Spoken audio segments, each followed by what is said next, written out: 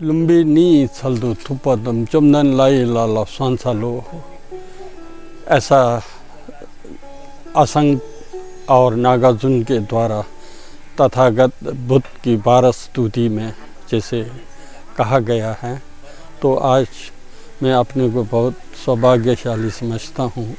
मुझे सिद्धार्थ नगर में, सिद्धार्थ यूनिवर्सिटी में दीक्षांत समारोह में पार्टिसिपेट करना था, तो उसी के साथ में लुम्बिनी दर्शन के लिए हमारे तेंजिन जी के साथ आए थे।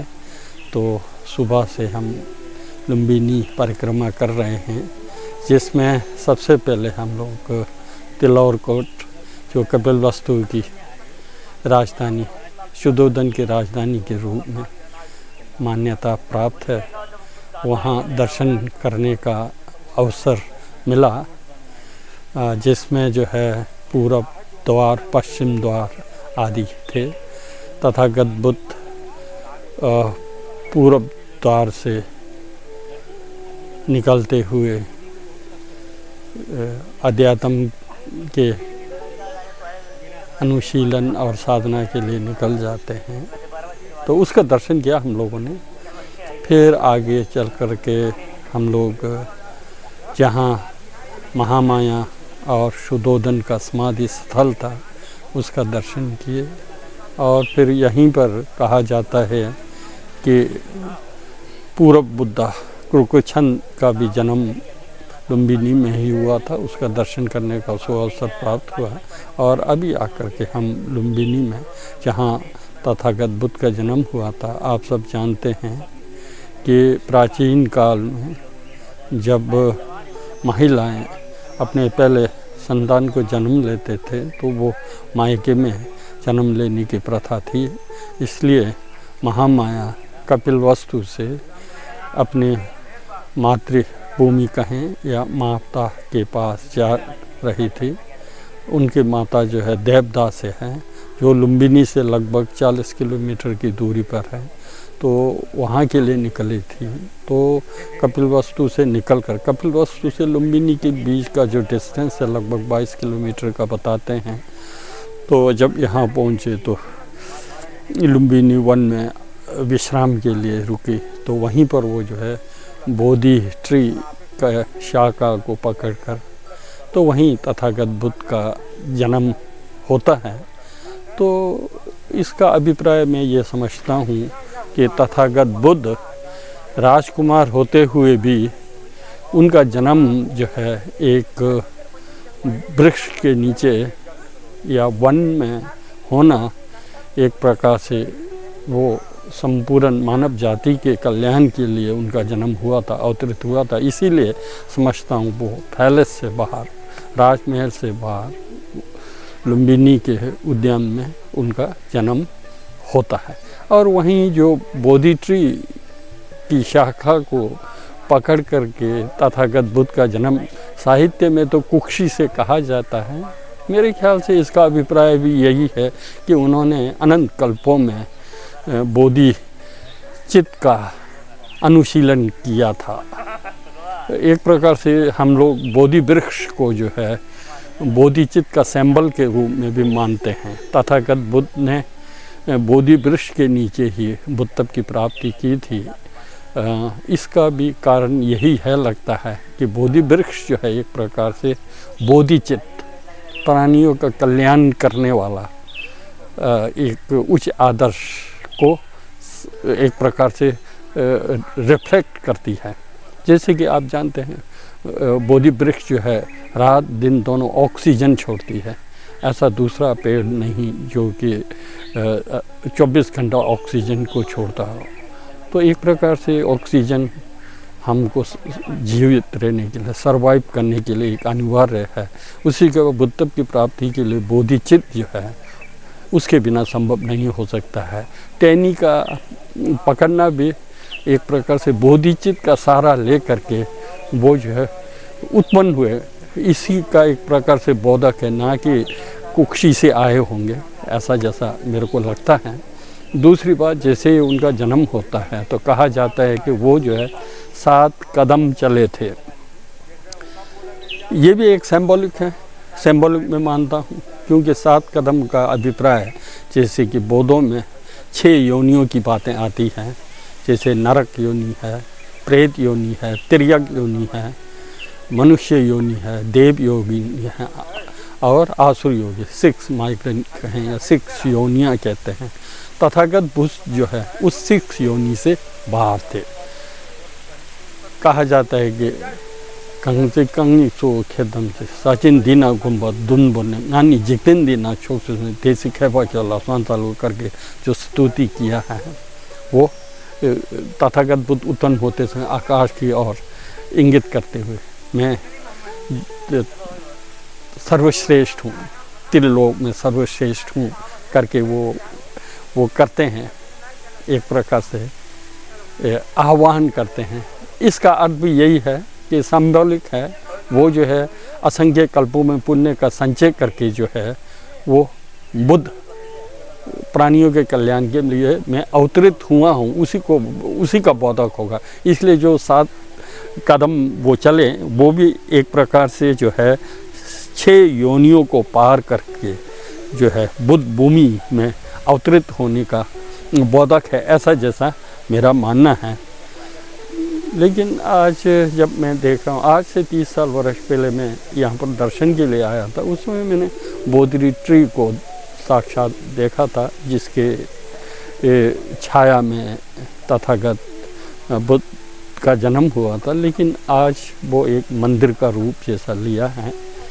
यद्यपि उस समय जिस पत्थर को मैंने देखा था, महामाया जो बोधि शाखा को पकड़ करके सिद्धार्थ का जन्म होते जो चित्रित किया था, जो पत्थर पर कार्विंग हुआ था, वो यद्यपि मंदिर के अंदर उपलब्ध है, लेकिन वो बोधि ट्री जो है आज हमको दर्शन करने के लिए उपलब्ध नहीं है।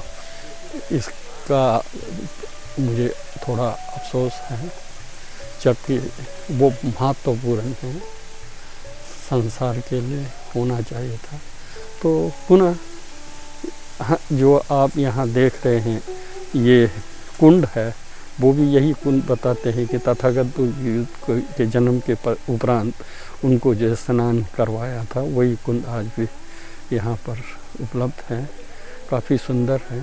ये कुंड के सामने जो बोधि वृक्ष है वो एक प्रकार से उसी के बीज से बहिन के रूप में जन्म हुआ, ऐसा जैसा मानते हैं। लगता है ये भी काफ़ी पुराना प्राचीन है, वही उसी बोधि ट्री का जो है सिस्टर ट्री हो सकता है, ऐसा लगता है। ये सब चीज़ें आस्था की बातें हैं, आप आस्था करते हैं, जहाँ आस्था है वहाँ बुद्ध और बोधिसत्व तो विराजमान होते ही होते हैं। तो ये भी श्रद्धा किया जा सकता है, आस्था किया जा सकता है। लुम्बिनी यही स्थल है, इसकी प्रामाणिकता जो है अशोक लाट से सिद्ध होता है। जो आप देख रहे हैं सामने, ये अशोक लाट, अशोक ने अपने राजगद्दी पर बैठने के शायद 20 साल बाद वो जो है तीर्थ यात्रा पर निकले थे, और उसमें लुम्बिनी में भी उनका आगमन हुआ था। और फिर यहाँ पर उन्होंने इस लाट को स्थापित किया, और इसके शिलालेख में ये लिखा है कि यहाँ के इर्द गिर्द जो गाँव है वो जो है यहाँ के बौद्ध विहार के लिए जो है व्यवस्था करेंगे, अर्थात उनके दान के द्वारा विहार जो चलेगा। इससे ये प्रमाणित होता है कि तथागत बुद्ध का जन्म जो है यहीं पर लुम्बिनी में ही हुआ था। प्राचीन काल में, प्राचीन काल ही क्या है, जब हम अंग्रेज से स्वतंत्र हो रहे थे तो देश में लगभग 500 रियासतें थी, छोटे छोटे राज्य थे, वो सब मिल कर के एक प्रकार से गणराज्य बनती है। ठीक प्राचीन काल में तो और भी, यद्यपि बुद्ध के समय में 16 जनपद था, उसमें भी फिर छोटे छोटे अनेक राज्य महाराजे हुआ करते थे। तो उन सब को जो है एक प्रकार से अशोक ने एक करके बृहत भारत को जो का एक प्रकार से स्थापना है वो अशोक के काल में हुआ है। तो अशोक के काल में जो है लुम्बिनी भी ऐसा लगता है कि उनके अधीन में था, यही कारण है इसका लाट। तो कभी कभी लोग जो है तथागत बुद्ध के जन्म को लेकर के डिस्प्यूट करते हैं। उसमें बहुत ज़्यादा डिस्प्यूट की मेरे अनुसार आवश्यकता नहीं है। देश काल के अनुसार परिवर्तन होती रहती है। किसी समय महाभारत हुआ करता था, लेकिन आज उसका भी कई छोटे छोटे देश हुए हैं, तो प्राचीन काल में भी यही रहा होगा। लेकिन कुल मिलाकर के मैं यही कह सकता हूँ कि अशोक के समय में तो वो उसके आधिपत्य में था। यही कारण है कि अशोक का लाट यहाँ स्थापित है। इसलिए मेन हम लोगों को तथागत बुद्ध के आदर्शों को, तथागत बुद्ध के द्वारा उपदेशित 4 आर्य सत्य, अष्टांग मार्ग और बोधिचित्त आदि जो कल्याणकारी बातें हैं, उसको अपने जीवन में उतार करके उसका अनुशीलन करके विश्व में शांति की स्थापना के लिए कार्य करना चाहिए। वही महत्वपूर्ण है। इस समय लुम्बिनी में लगभग 170-75 विहार है, मोनेस्ट्रियाँ हैं। दुनिया के भिन्न भिन्न देशों से और भिन्न भिन्न समूहों के द्वारा, ग्रुपों के द्वारा बनाया, बहुत सुंदर है। तो हम सबको जो है तथागत बुद्ध के जन्मभूमि लुम्बिनी का दर्शन जो है करना चाहिए। इसी आह्वान के साथ आप सबको धन्यवाद। भारतीय इतिहासकारों का तो कहना है कि कपिलवस्तु जो है यही जगह है जो आप पीछे देख रहे हैं। ये काफ़ी खुला रकबा में है। इसको जो है कपिलवस्तु के रूप में आइडेंटिफाई कर रहे हैं। फिर आप बंदे जी लोगों का यही कहना है कि प्राचीन काल में तथागत बुद्ध के समय में शुद्धोधन का जो राज्य था वो यहाँ से अरोना नदी है, आजकल कबीर पंथ ज़िला में आता है, और इधर जो रोनी नदी तथा हिमालय की तराई तक जो है उनका ये एरिया रहा है, बताते हैं।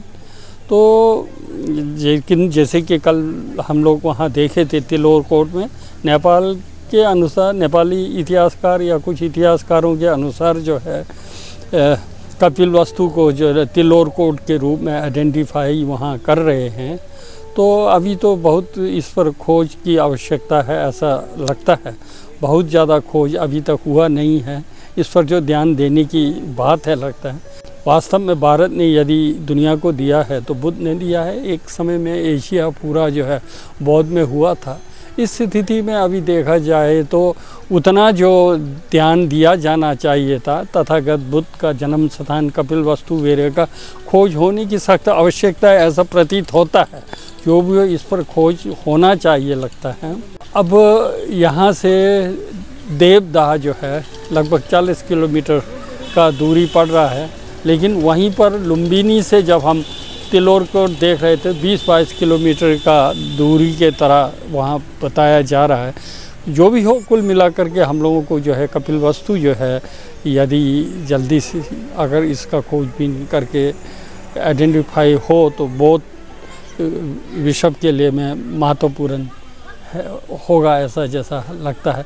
कुल मिलाकर के तेंजिन जी और हम दोनों का तो यही कहना है कि दिखाना है जो हम भारतीयों के अनुसार जो कपिलवस्तु है वो इस स्थान को आइडेंटिफाई करते हैं।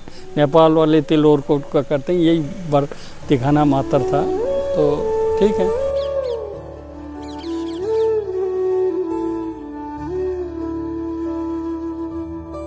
तथागत बुद्ध का नैनीहाल देवदाह जो है तो वो यही एरिया है, देवदाह का एरिया है। अभी ये डेवलप हो रहा है, अंडर डेवलपमेंट है। वो पास में जो आप टीला देख रहे हैं, है ना, धान की खेती के ऊपर जो टीला नुमा है, ये बताते हैं कि ये वही वहाँ पर स्तूपा था। और ये पूरा रकबा जो है 80 एकड़ के ज़मीन में ये जो है फैला हुआ है। कहा जाता है कि ये कोलियों का राजधानी जो है देवता थे। शाक्या और कोलियों के बीच में नदी के लिए, रोनी नदी के लिए जो झगड़ा हुआ था, जो एक सिद्धार्थ को जो गृह त्यागने का कारण बना, ऐसा जो लोग बताते हैं, वो यहाँ से 2 किलोमीटर आगे है। इससे। तो महामाया का जो मातृभूमि है वो यही रहा है, और यशोधरा भी तो यहीं से संबंध रखती थी। इसको देवता के रूप में जाना जाता है। अभी भारत सरकार इसको विकास कर रही है, अभी तक कुछ बहुत ज़्यादा हुआ नहीं। चारों तरफ जो है धान की खेती है, आप सामने देख रहे हैं। तो गेस्ट हाउस अच्छा बना हुआ है। तो ये सनोली से भी काफ़ी नज़दीक पड़ रहा है। यहाँ से सनोली शायद 20-25 किलोमीटर है, लेकिन कपिलवस्तु काफ़ी दूर है यहाँ से। तो ऐसा है, भविष्य में देखते हैं कुछ वर्षों के बाद डेवलपमेंट होती है तो। धन्यवाद।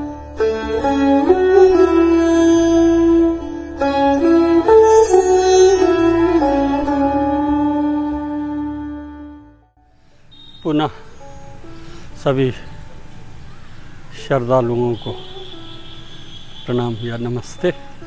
आज फिर 3 दिन जी और हम दोनों लुम्बिनी कपिलवस्तु से होते हुए वाराणसी वापसी में कुशीनगर भी पहुँचे हैं। कुशीनगर दर्शन करके अभी बाहर निकले हैं। तो मैं सभी श्रद्धालुओं को ये निवेदन करने चाहूँगा कि हमारे पुराने ज़माने में हमारे दादा दादी माता पिता उतना समृद्ध नहीं थे हिमालयन क्षेत्रों में रहने वाले, जैसे लद्दाख, अरुणाचल, हिमाचल, किन्नौर आदि। इसके उपरांत भी वो लोग जो है सर्दियों में तीर्थ यात्रा पर आते थे। आज पहले की अपेक्षा लोग भौतिक रूप से संपन्न हैं, समृद्ध हैं। ऐसे स्थिति में निश्चित रूप से एक बौद्धों को तथागत के जो मुख्य स्थल हैं, जैसे जन्म स्थल लुम्बिनी, बुद्ध प्राप्ति बुद्ध गया और धर्मचक्र प्रवर्तन सारनाथ, और जहाँ महापरिनिर्वाण को प्राप्त करते हैं कुशीनगर में दर्शन के लिए जाना चाहिए। और मेरे दृष्टि में जब आप लोग तीर्थ यात्रा पर जाते हैं तो मैं समझता हूँ बहुत भगदड़ के साथ न जा कर के जब एक सर्दी लुम्बिनी वेरे में रहें, और फिर वहाँ भी अनेकों बौद्ध विहार है। लगभग आज अंतर्राष्ट्रीय स्तर के 160-70 विहार हैं। उसको देखें, उसका अनुभव लें, ध्यान भावना करें, और फिर तथागत बुद्ध के जीवन के बारे में चिंतन मनन करें शांत मन से।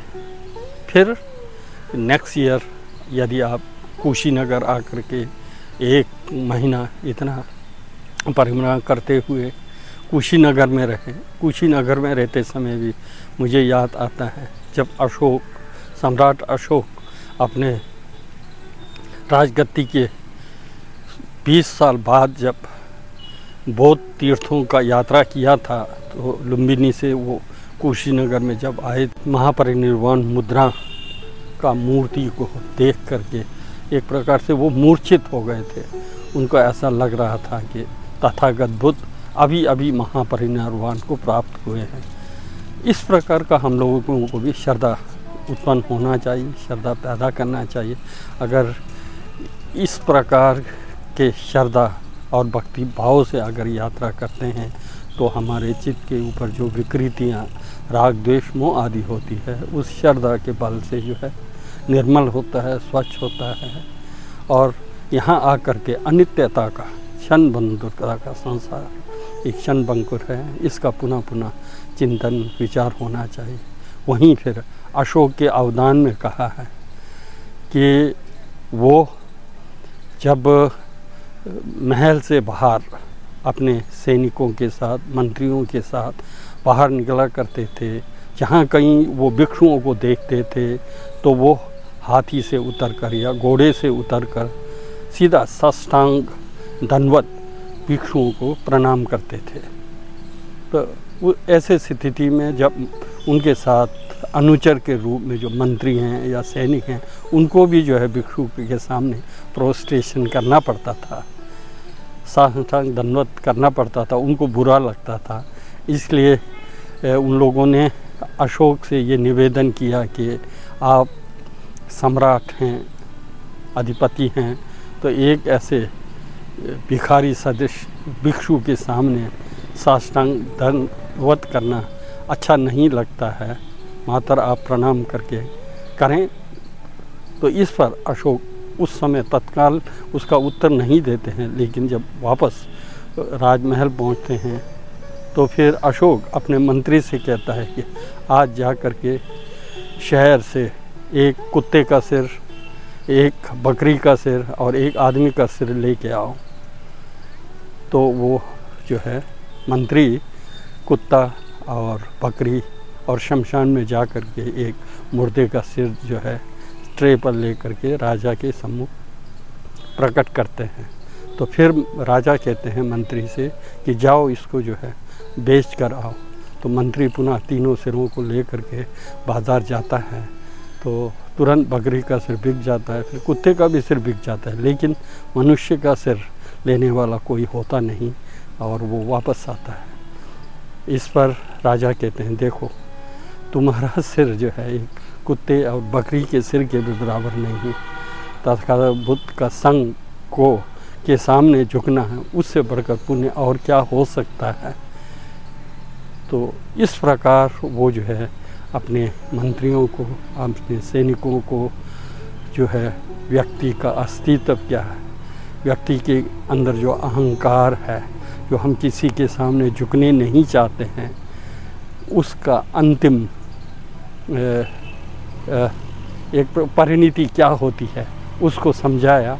और उसके बाद जो है सभी मंत्री और सैनिक जो भी भिक्षु को देखते हैं तो साष्टांग, हम लोग जिसको क्यांक्षा कहते हैं, क्यांक्षा की शुरुआत जो है अशोक अवदान के अनुसार तब से शुरू होता है।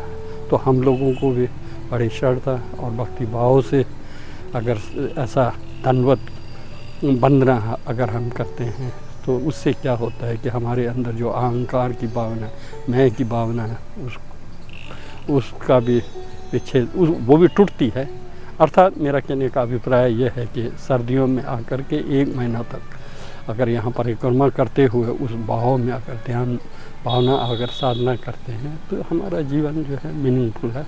यही मैं आप लोगों से आग्रह करने चाहूँगा। धन्यवाद। ये रामावर स्तूप है जहाँ पर तथागत बुद्ध को चिता दिया था, चिता अग्नि दिया था। वो स्थान, वो पवित्र स्थान है।